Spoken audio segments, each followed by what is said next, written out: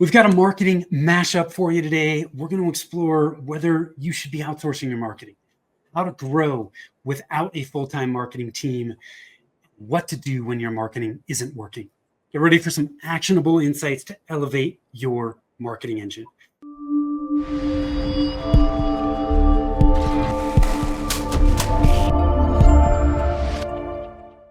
Hi, I am Tim Fitzpatrick with Rialto Marketing, where we believe you must remove your revenue roadblocks to accelerate growth, and marketing shouldn't be difficult.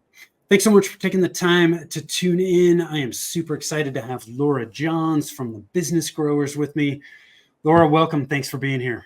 Thank you, Tim. I'm so excited to join a fellow MSP marketer. I love talking about all things marketing, and you're a great friend to do it with. So thanks so much for having me. Absolutely. Yeah. I'm looking forward to, thank you for having me on your podcast. We're just switching sides of the mic here. So yeah, this is awesome. So to get things started, I want to ask you some rapid fire questions. Are you ready to jump in with both feet? I'm ready. Let me take a deep breath. Almost feels like the Olympics a little bit. Yeah. Wait, those are over, aren't they?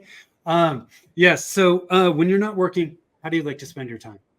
With my family, 2 young boys and my husband. How old are your boys? 4 and 8, just turned 8. So they are wild. They grow up fast. Yeah. What's your hidden talent? I can clap with one hand. Don't ask me to do it, but I can do it. Okay. I'll do it all fun. That's good. I like that. What's the best piece of advice that you've ever been given? My dad always has said growing up, I never understood it till I got older, but he always says, don't worry about the mule, just load the wagon. All the things that in your brain can make you resistant to do something or cause you to be, hesitant to do something. Just load the wagon and the rest will take care of itself. So I love that. It kind of reminds you to just start, take action, do right? something. Yeah. Just do something. Once you take those first few steps, there's a much higher likelihood that you're going to continue with that momentum. Absolutely. What's one thing about you that surprises people? I think that I'm married to a worship pastor. Okay. I'm kind of the bigger personality of the two of us. He's, a quiet guy. So I think that, and he leads worship. I actually lead with him on stage on Sunday. So yeah, kind of cool. Very cool. I love it. What's success mean to you? Really, at the end of the day, I believe success is spending time with the people that you love and doing what you want to be doing. I think that a lot of times we have great ambitions that lead us to be consumed with things that we really don't want to be doing. And what's that, what's the point of it? So where's your happy place? My parents' house, their house backs up to a huge pasture, and in Mississippi, pastures are plentiful, but they are very peaceful, and there's a sunset you can see every night there. So that's a happy place, their back porch. What qualities do you value in the people you spend time with? I think when someone is able to look you in the eye, first of all, that means that they're invested and not have an agenda when they're with you, just to be able to be with you and spend time with you. That's true quality time for me. And I think that anyone without an agenda who's willing to hang out with me is worth the time spent. So cool. I love it. So tell us more about what you're doing at the Business Growers. Yeah. So I started the Business Growers a little over 3 years ago, after being a chief marketing officer for a managed services provider business. I realized that as the chief marketing officer there, I was oftentimes having to juggle managing agencies, getting agencies up to speed on the services that we offer. My job truly became, instead of chief marketing officer, I felt like I was chief agency wrangler. I was constantly having to, to do the job of making sure that I had the support I needed and managing that. So after 9 years, actually, at that managed services provider business, I just had been in the industry long enough, been to events and conferences, and just seeing that, they really weren't the only managed services provider out there that really needed a team that felt like in-house. Like, I wished every day that I had a team who knew the industry and who could, be present and really help support me versus me having to constantly tell them what to do. So I built the business growers kind of from that pain point, I would say. Really wanted to build something that felt like an in-house team, but that was outsourced because truthfully, not every and not many small to medium-sized MSPs and IT businesses need a full in-house staff. That's not Right. either Yeah. can't afford it or you don't really need it. I don't know that at what point what point in employees you justify a full-time SEO person or a full-time web developer, but it's not until you get pretty big. So, Yeah. so we meet that need for our clients. We have 3 growth programs that we offer kind of for different stages of their business. And we really are turnkey in-house, both marketing ops and lead generation for managed services providers and IT companies. You said something that I want to pull out. So Okay. when you were a chief marketing officer for this MSP, and you were full time, right? How big of an MSP was this? At the time, they were probably 20 employees. Now they have almost 40. Okay. So around 20. So they early on made the choice to invest heavily in marketing, obviously. Right. Right. But you said, that you felt like you had to manage agencies and these That outside became my providers. job. Yeah, Yeah. I was doing far less strategy and far more babysitting is what I felt like sometimes. And I'm curious how you feel about this, but I think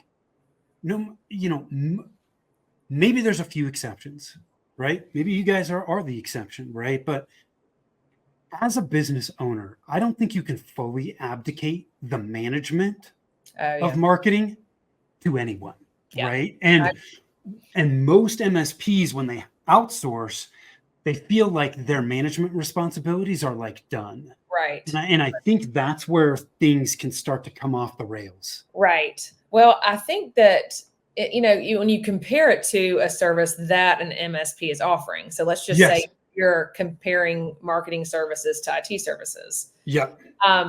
You in IT, you kind of don't want anybody that you need access, and that's about it. Yes, right. You don't want anybody to bother you or touch anything or do anything.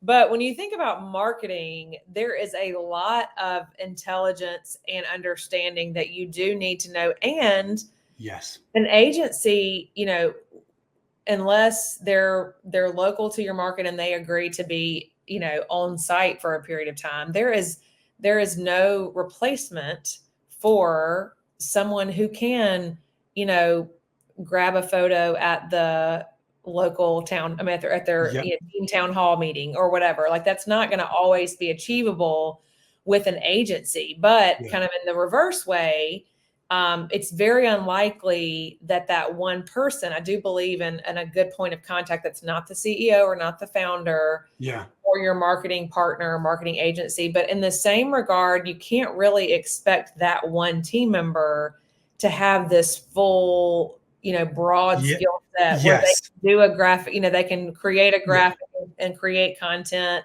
and understand AI and do SEO and run an ad campaign successfully. So I think it's a management of expectations and really just thinking through, what's most important. But I do firmly believe that if you are using a marketing partner or you're looking to grow your marketing team, having that one central point of contact that's not your founder, because especially working with MSPs, everyone is busy and there's always a fire to put out. We know that, right?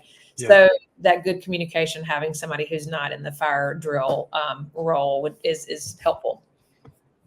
So let's dig into this. What are the most important marketing priorities for an MSP or an IT company? That's a great question. So the priorities is the key word, because there's lots of things you can do. Plenty. Lots of things you can do. I believe, and I think the two of us are on the same page here, but I believe that dialing in who you're going after, who your target customer is. I think a CRM for a sales team and your pipeline can look very different if you are not dialed in versus if you are dialed in. Yeah. I'm actually hosting a webinar later today to talk about this a little bit, but you need to really not only understand who they are, where they shop, what they do, what they're like, who's our target customer, but also consider, do we want to serve only a niche, particular industry, Yep. niche, which I'd fully support, or are we going to hone in on a specific market? What is our territory? Where are we going to, where are we willing to drive or Yeah. So dialing all of those things in, and then kind of as phase two, digging into their characteristics, where they are, how to, how to get in front of them physically, making those decisions, and then around that, shaping your message so that you can build assets like your website, your social media. But, if we're talking about the most foundational priority, if you're, and this happened to me actually, with a client of ours, but if you have a business card that says one thing and a website that says another, and your salesperson says another whenever he goes to sell, and your owner says another thing, like if you aren't sure of what you do and how you say what you do, then how in the world do you plan to convince a potential prospect or buyer to jump on board and get on the bus with you? It just seems like it would be next to impossible. So you really have to have a very solid understanding of who you are, who your buyer is, and what that message is before you do anything else. Yeah. I agree with you 100%. I think when most MSPs think about their marketing priorities, they're jumping immediately to the tactics or the vehicle. Oh, well, that's the sexier. Right? Like doing it. Yeah. Google ads is way, way fancier than doing a brand messaging session or identifying your buyer, a persona type session. So yeah, that's certainly I think that they want to see new leads generated, and I don't blame them 100% of the time, but the quality of your tactics is greatly influenced by your ability to hone your message. The way I think about it is the tactics are the vehicles, the strategy that you just touched on, your target market and your message to that market is the fuel. Right. Yep. So if you just jump to the vehicles and you got no fuel, like you can push it down the road, but it's not going to work very efficiently. Right. At some point, it's just going to crap out. Which is why a lot of MSPs are like, oh, I'm marketing. I'm doing marketing, but it's not working. Right. Yeah. Sequencing is out of whack. And you need to, and look, I understand it, right? Like a lot of MSPs and entrepreneurs in general, right? We have a bias towards action, and they feel like if I take time to do strategy now, I'm like wasting time not doing anything. And the way I look at it is you're taking time now so that you can move faster later. Absolutely. Whereas if you just jump to the vehicles, you end up wasting time and money. Yep. Right? You feel like you're going faster in the beginning, but things slow down dramatically. And then you're like, what the hell is going on? Right. So I love that. And, you touched on this a little bit too, when you talked about when you were a CMO for an MSP in guiding the agency that you were working with. The way I look at it is when you understand who your target market is and what your message to that market is, that is information that you provide and review 100%. With that agency so that they clearly understand who you're going after. And that is the fuel that they need for the vehicles they're going to implement for you. Right. That's one of the first things we do with our clients. Actually, we like to do what we call not just, I love the book Building a Story Brand. That's very foundational. The, story brand exercise and figuring out your brand script, but that's very overarching and kind of high level. I really love doing what I call a messaging library. Yeah. So we think about every scenario, every stakeholder, every, kind of core messaging pillar that we will want to communicate within the next 12 months. Yeah. And then building a whole library around it. So not just your marketing team, which of course it's extremely valuable to us, but let's just say you add somebody in the field or field team member. Let's just say, your marketing team is posting to your social media twice a week consistently, but you decide, hey, I'm on the road this week. My field marketing guy's got a camera. Let's let him do a post or two. Well, actually had this happen last week. I had to confront a client about a post that went out that was totally off brand. And it was a new employee. He did not have the guide. He did not see the guide. He didn't know. And so, he's posting something totally off brand and out of character for the brand. And, we policed it. But, I think that you want to build an infrastructure because it's, you may not always need a marketing agency partner. Right. You might start out that way, and the hope is, and that's why I call us the business growers, is our hope is, you grow out of us. We get you so much new revenue that you either don't need us fully or don't need us to the extent that you did, and you start to hire your team. So, that's kind of the end goal, I would say, but you definitely want to have a foundation where everybody has access to that messaging and that, the brand look and feel. I think I'd love, so you call it a messaging library. We talk about it as a messaging playbook. Yep. And I talk to potential clients about this all the time, where it's like, and you touched on this, that playbook of that library isn't just for marketing. Marketing starts on the front end, but then it transitions to sales and it transitions to customer service. That message needs to be consistent throughout the entire customer experience or journey. And when you have a library or a playbook or whatever you want to call it, that's the tool that your entire team can use to be consistent with your message and on brand. Without it. Yeah. Also great for new employees. I think I like to share this with new, when you're onboarding a new employee, it's a great tool for them as well. Exactly. It's just, it is a tool throughout the entire organization, not just a marketing tool. So let's shift gears and talk about outsourcing or in-house. Like, what are your thoughts on that? Yeah. So kind of going back a little bit to what I was saying is like, our hope is that you grow out of us. But I think that if you are an MSP or IT company really dedicated to growth, there are a dozen or so things that you need to be thinking about at all times. The likelihood of an owner, founder, or CEO being able to execute on the most important marketing functions and tactics is zero. It is not. It's not realistic. It is an expectation. Even if he loves the thought of sales and marketing, or she loves the thought of sales and marketing, it's just not realistic. So I think for a period of time, if not always, it really just depends on how you want to structure your business.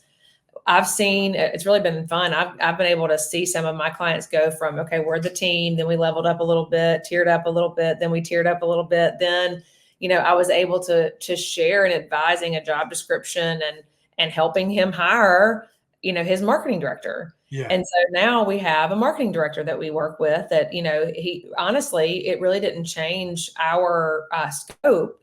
He now is just directing versus the sales VP at the time who was directing a lot of our activity. He's now directing a lot of our activity, but he, the marketing director has a function internally that like I said earlier, an agency can never really do. So I think that it's honestly, if you want to do those dozen or so things correctly, if you want to have a consistent brand message, if you want to have a consistent look and feel, if you want to even, have and understand what SEO is and how it affects your business, if you want to have your Google business profile optimized, there's just lots of moving parts, and all of it together comprehensively contributes to new lead generation and new opportunities for business for you.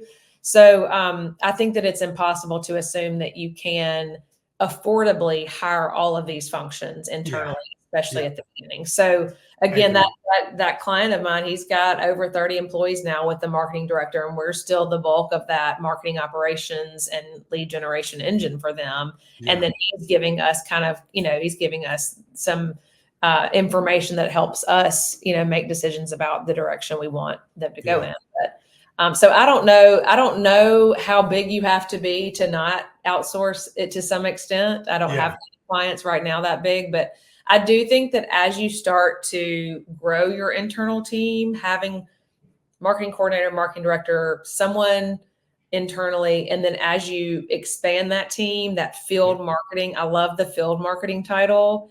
I think for local and regional MSPs and IT companies, having a resource because your techs are not going to get the picture. They are not. Yeah. Your installers, your people who are out there. So having someone who's willing to go out to a customer site, take the photos, do the, in-person quick interviews with the prospects or, with the new clients or, as you onboard and install new clients, doing a lot of that. That marketing director or marketing coordinator could do that for a period of time. But as you expand, I think expanding into that field marketing, and then you might want to add somebody who has a graphic or web ability at some point. But yeah, I don't see any scenario unless you're just huge in which you wouldn't outsource to some degree. Yeah, I think I totally agree. I also, some of the biggest mistakes I see MSPs making with hiring is, and you touched on this a little bit earlier, hiring in-house and expecting that person to be a unicorn. Like they're not going to be great. Yeah. Everything. It is impossible. Yeah. Marketing is too broad. So they hire in-house with unrealistic expectations. Right. Sometimes I'll see them hire full-time for a marketing leader when they really don't need a full-time leader. That person can't execute. They can't. Yeah. Exactly. Yeah. Because look, strategy, planning, and leadership is totally different from actual boots on the ground, creating emails, social posts, that kind of thing.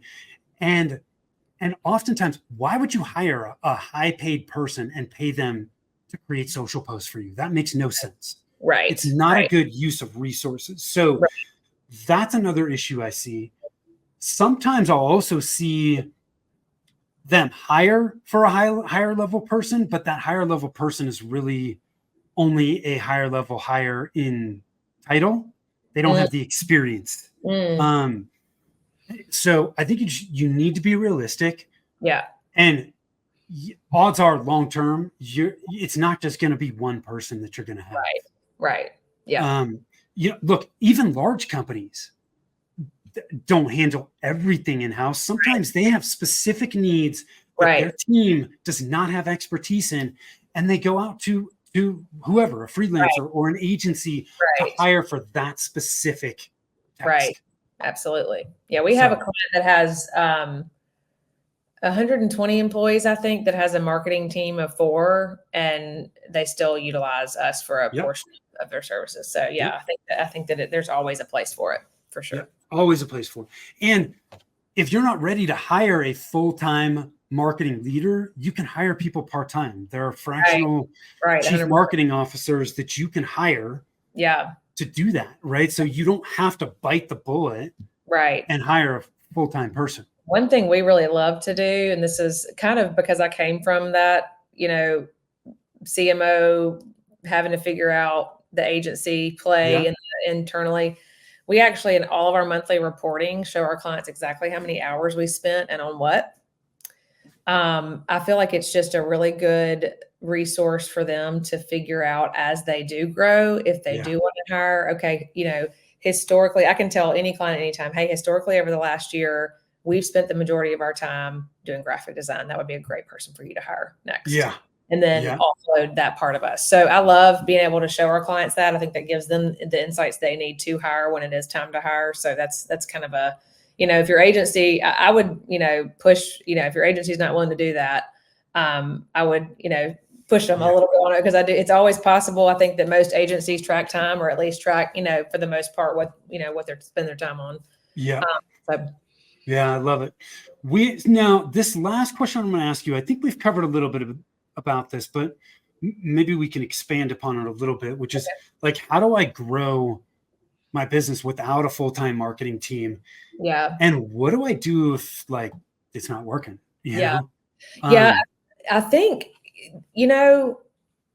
there are what I like to call grassroots things that are still very, let's not knock the local sponsorships and the business networking events, all of those things, because it really does take, again, I call it, multi-channel or omnipresent, or one of my favorite ways is trust building marketing, which is it all goes together. So if hey, I don't have the budget for the next year to hire anyone, okay, well, what do you have the budget to do? Can I, and again, I'm not a big fan of, and the beautiful, in my opinion, the beautiful thing about digital marketing is it tells you exactly what you got for your money. Yeah. So if I'm placing an ad, I know how many sets of eyes, how many people filled out the form, how many people clicked it, et cetera.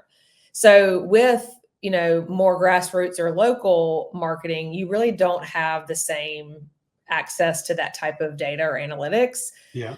But you can think before you sponsor something, because we know we all get stuck in the trap of the baseball team that needs to be sponsored, or a friend of a friend who has somebody that's contributing in the Dress for Success or whatever it is. Think to yourself, is 50% or, are 50% of the people in this room likely prospects or buyers for me? Yeah. That's a good, to me, if it's a baseball field and you are an, MSP that serves attorneys, I'm thinking at a baseball game, you might have a handful of attorneys, probably not 50% of attorneys. Yeah. Is it an after hours, Mississippi Bar Association networking event? Yeah. That's where I'm going to go spend the $1,000 or whatever it is. So I think that without a marketing agency, there are, first of all, always spend time with the freelancer or whoever to have a place to land. You don't want Facebook owning the only place there is for you to, for people to find out more information about you. You want your own website with a lead form at bare minimum, get that done. But there are, that's the sponsorships, the networking events, there are opportunities without a marketing team that you can, and, like you said, you could get a freelancer to do things here and there, but you definitely can do things a little bit more grassroots, less on the digital marketing side if you don't have the skill set for that internally. Yeah. Yeah. And if, I would say if things aren't working, it typically is going to come back to there's an issue with target market. Yeah. There's an issue with the messaging, or there's an issue with the vehicles that you're using. Are the vehicles getting you in front of the right people? Yes. It's usually one of those three things or a combination. I agree. And, I have, again, this webinar this afternoon that I'm doing, I'm going to talk about this. The very first thing I'm going to say is, if you're looking for the one magic marketing pill, it does not exist. Yeah. You really do have to hone in on your target customer and become present to them everywhere. And that's really when you start to truly see the needle moving. You sent them a resource by email. They clicked on the landing page. The landing page had a tracking pixel. They're on Facebook later this afternoon, and then they see your ad. They were just got an email from you, and now they see your ad. Then they download that free download whenever they get the ad, and the free download goes to your salesperson. Your salesperson sees a ding, and he gives you a call the next day. Those are all things. I actually had a client, I saved the text message because I loved it, but he had been coaching travel baseball for decades. Okay. Someone who had a son on his son's team, had known them for so long, never discussed work, never discussed what he did for a living. Right. So he basically says she saw an ad. She was targeted with an ad on Facebook. Didn't know that we did that. Went to look us up on the website. She saw all these testimonials on the website of people that she knew in the same line of business that she was in. She gave that person a call to get a referral to see how good of an IT, company they were, got the referral. And then, so it took both the ad, they'd known each other for 10 years. Yeah. They saw the ad that triggered them to go to the website. The website had great testimonials on it. Then she circled back, and it was the biggest, I think it was 25,000 in monthly recurring revenue for them. Just that one deal. Yeah. So it's not the one magic thing is my point in that. There's no easy button. No, unfortunately not. And there's, if you want it done well, I hate to say it, and this is recorded, so I know that I will get quoted on this, but there's also no cheat button. You get what you pay for. Yeah. You do. And so there's, I understand different budgets, or you certainly have to work within a budget that makes sense for your business. But when you're really, really ready to grow and scale, you've got to be willing to make an investment. Yeah, no doubt. This has been awesome, Laura. I could chat with you forever. I know. So, any last minute thoughts you want to leave us with today? Yeah, I guess that would kind of be like just kind of going back to what we're talking about. Just start somewhere. If you are overwhelmed by all of the marketing things, start with, is my target too broad? Yeah. Am I trying to be everything to everyone? And, maybe you do an exercise internally to really, if you can't afford to hire somebody, do an exercise internally to really try to hone in on who that is and let that set the tone for who you're targeting going forward, instead of trying to do this and this and this and this and then scatter yourself and run yourself ragged.